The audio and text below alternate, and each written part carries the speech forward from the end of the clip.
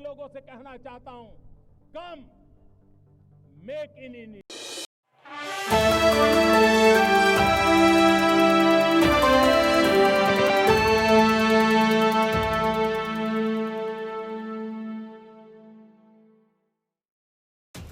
हाल ही में जारी की गई हिंडनबर्ग रिपोर्ट पर भाजपा ने सवाल उठाए हैं। हिंडनबर्ग रिपोर्ट को लेकर भाजपा ने सवाल उठा ही दिए। सोमवार को भाजपा सांसद रविशंकर प्रसाद ने कहा कि भारत के लोगों की ओर से ठुकराए जाने के बाद कांग्रेस, उसके सहयोगी और टूल किट गैंग की देश में आर्थिक अराजकता और अस्थिरता लाने की साजिश है। उन्होंने कहा कि हिंडनबर्ग रिपोर्ट शनिवार को जारी हुई तो रविवार को हंगामा हुआ। इसके बाद सोमवार को पूंजी बाजार अस्थिर हो गया। भारत शेयरों के मामले में सुरक्षित, स्थिर और आशावादी बाजार है। इस बाजार की निगरानी करना सेबी की कानूनी जिम्मेदारी है। उन्होंने कहा कि जुलाई में सुप्रीम कोर्ट की निगरानी में हुई जांच के बाद जब सेबी ने हिंडनबर्ग को नोटिस जारी किया तो उसने अपना जवाब नहीं दिया बल्कि बेबुनियाद हमला किया।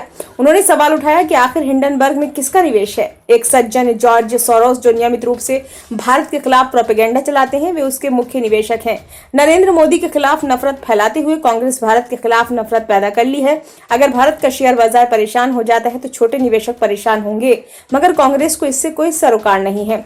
उन्होंने कहा कि राजनीति में एक है टूल किट पॉलिटिक्स और दूसरी है चिट पॉलिटिक्स। परीक्षा में चिट मिलने पर कार्रवाई की जाती है। कांग्रेस चिट पॉलिटिक्स कर रही है। अब कांग्रेस पार्टी और उसके नेताओं को मिलने वाली चिटों का क्या क्या किया जाना चाहिए। उन्होंने कहा कि वे पूरे शेयर बाजार को ध्वस्त करना चाहते हैं, छोटे निवेशकों के पूंजी निवेश को रोकना चाहते हैं और ये सुनिश्चित करना चाहते हैं कि भारत में कोई आर्थिक निवेश न हो।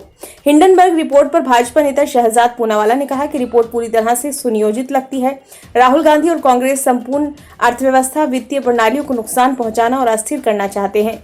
विदेशी रिपोर्ट आमतौर पर झूठ पर आधारित होती है। कांग्रेस और उसके पारिस्थितिकी तंत्र द्वारा इसे पकड़ लिया जाता है। इन विदेशी रिपोर्टों और उनके निर्माता का राहुल गांधी से क्या संबंध है। ऐसा लगता है कि राहुल गांधी का एजेंडा केवल दहशत और अस्थिरता पैदा करना है ताकि भारत में बांग्लादेश जैसी स्थिति पैदा की जा सके।